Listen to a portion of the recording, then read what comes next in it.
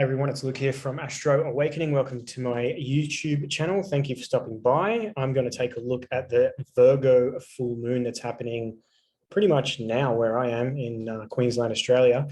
I'm going to make this video quick. We're going to talk a little bit about Pisces season that's been going on, the release of this energy around Virgo, because I'm putting some research and some energy into another video that I'm going to put out, which is a bigger video of going back to the grand conjunction in 2020 of Jupiter and Saturn, having a look at that, and then fast forwarding it to now and what's coming over the next 2-month period that's tied directly to that conjunction. So how does that fit in? And also, how does that connect to the band, my favorite band, Tool? So there's more on that coming, but let's just have a quick snapshot of what's going on right fucking now, because Pisces season has been wild this year. And we've had a lot of the shadow aspect of Pisces, which is deception, uncertainty, a lot of loss of control, a lot of blame, a lot of victimization, a lot of feeling of helplessness, a lot of hopelessness, and a lot of emotional instability. So let's take a look. But before we look at the actual chart for the moon, what I want to do is go back to the 24th of February, which the sun was just into Pisces, only 5 days into Pisces season. And this was the day that the so-called war kicked off, right? Russians' invasion of the Ukraine. Now, when I say these things, if I'm insensitive to the actual cost of human lives in any war, I don't mean that or imply that. So if you're personally offended, I do apologize. It's not my intent.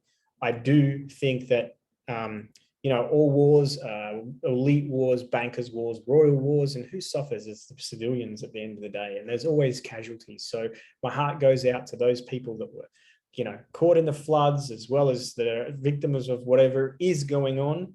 Whatever they're telling us and whatever actually is going on in the Ukraine, as well as all of the victims. I think some weird way, I'm pretty sure we're all victims of the last 2 years of this false fucking pandemic. But it's interesting that this war kicks off, right? This war kicks off. And there is this complete shift, especially within the media, of the narrative, right? The story they're telling us. All of a sudden, COVID just sort of dissolved into the background, and Putin, Ukraine become the biggest thing. It's like, whoa. So we go back to then and we look at the sky. The sun had just moved into Pisces season. So the invocation of Pisces season brings this level of emotional instability of being a mutable water sign, as well as emotional vulnerability, right? And we are much more likely to believe, when we're feeling like that, anyone in a position of authority. And what was happening in the sky, that Mercury was moving through the sign ruled by Saturn. Saturn's the authority, and it was applying or squaring, depending on the date you use, to Uranus. Uranus is what? Change, sudden change. And Mercury rules the story. He's the storyteller. He's the media. He's the forked lizard tongue of the media. Hermes, hermaphrodite, what? Playing both sides. That's the media, right? Playing both sides of what's going on at the moment. And there is this massive shift of the narrative around this time. And, you can't tell me that those that are in power, that are controlling the matrix, aren't using significant astrological moments to time their worldly events. I mean, one train of thought would be to go, it's just coincidence. But when you sort of awaken, you realize there is no such thing as a coincidence. And in other words, a dismissive coincidence. There is a coincidence because there are two things that are connected. More likely they are synchronistic. So when there's a connection, there is some sort of connection there. We've been conditioned and trained to think that a coincidence is just something to dismiss. We don't have to give it any more consideration, but everything's connected.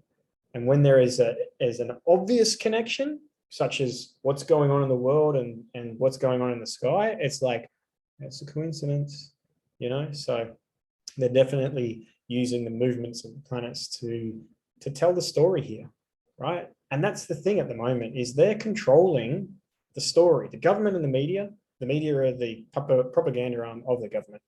They're controlling the story, especially in this. So the story is what? Putin, bad man. Okay. And what does everyone do? Pisces season, believe it, right? And what does it make them to feel? An outpouring of emotion. There goes your energy. Your emotions are energy, right? Emotions are energy in motion, and you are giving your currency, never mind about the actual currency, because that's also manipulated, but you're giving your currency, your emotional energy, your attention, your awareness, your focus, your outpouring of it to what? To wherever they want it to go, to wherever they want it to go. So let's look at this full moon. Can we get a little bit of calm in the chaos? Can we get a little bit of clarity now come through? Can we connect instinctively to a knowing or a gnosis? There are some things that we know, some things we know we don't know, and then there's the unknown known, the known unknown. In other words, what the fuck? So this full moon is about, bringing a little bit of organization to the emotional instability. Well, Virgo says, what can I do? What can I do? Right? It's a mutable earth sign. It's about what are you doing and how are you doing it? How are you turning up? How are you being of service?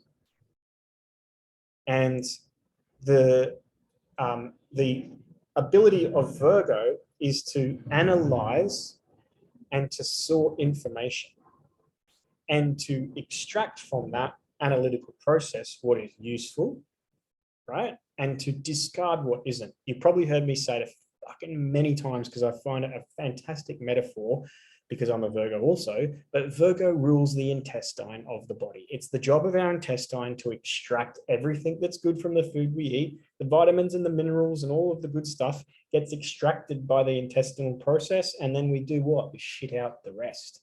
So the Virgo energy now that's coming in with this full moon is about like, okay, analyze your situation, analyze what's going on, analyze that, connect to your instinct, right?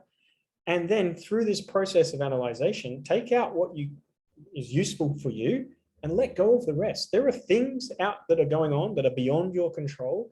And this moon allows the letting go or the releasing of those things that you have no control over.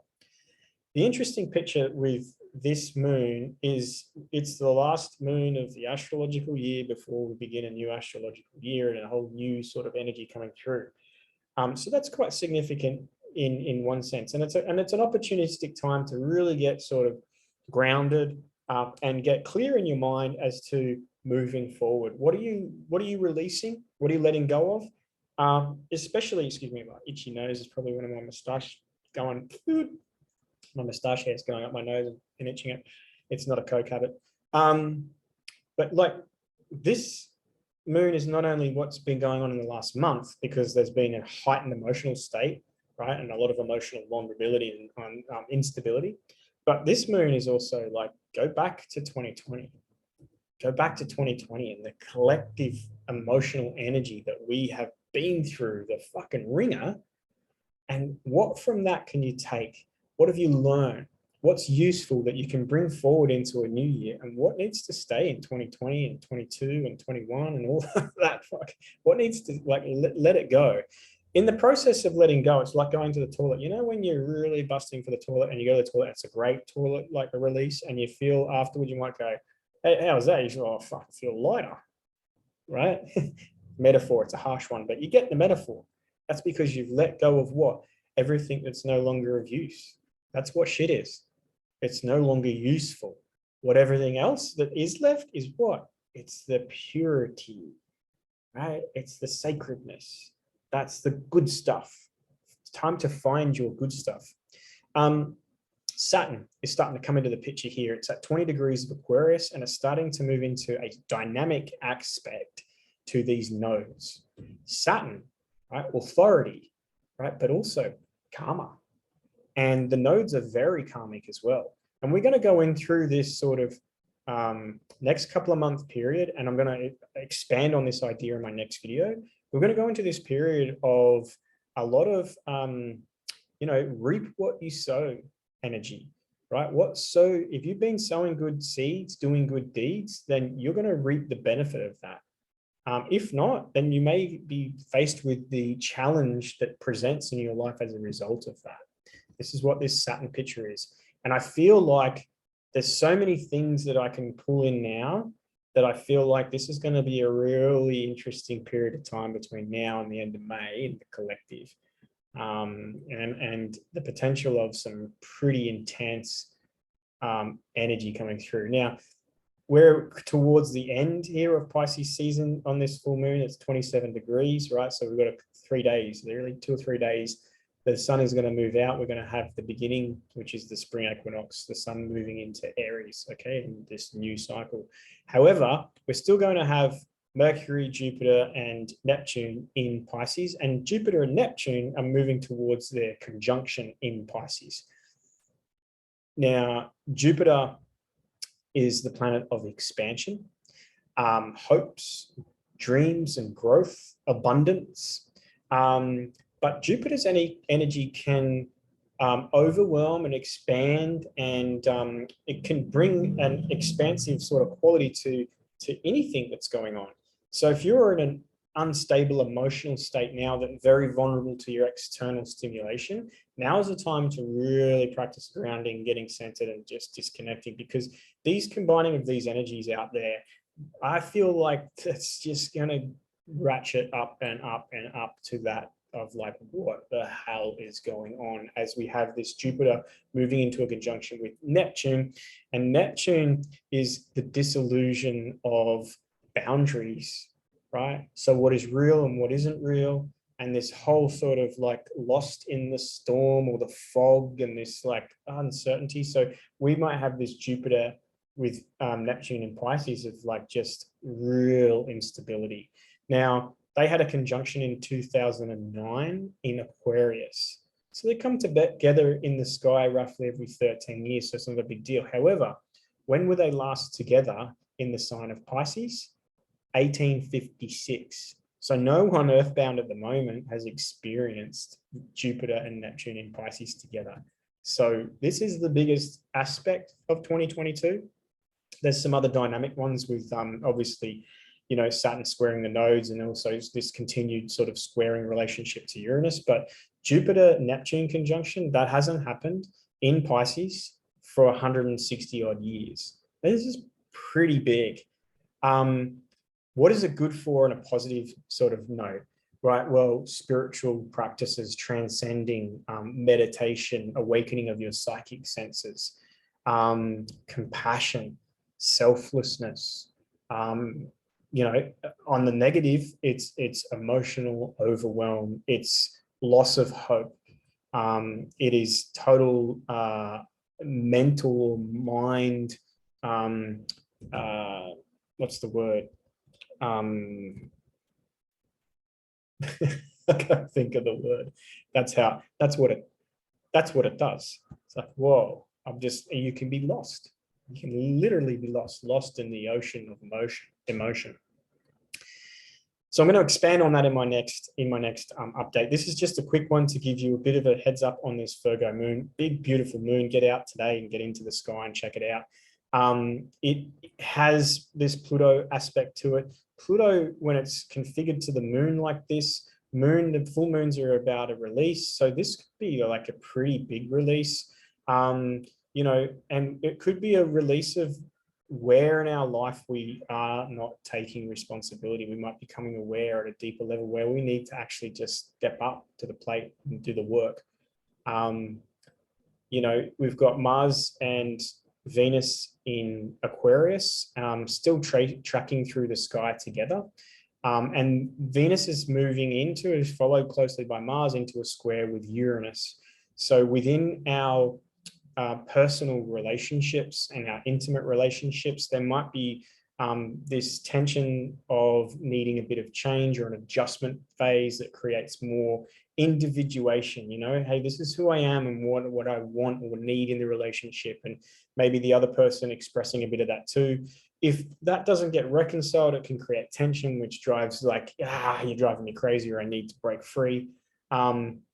Because we've had this Venus Mars and especially Venus as well, with a retrograde towards the end and beginning of this year, end of last year and beginning of this year, moving over Pluto, there's still a lot of, I guess, change in relationships as a result of that. And the shifting of the power structures within relationships will be quite evident. Virgo is the sign of health and wellness and habit and routine. So it is a really good time to be focusing on those things about, your mental and your physical well-being and how they are closely linked.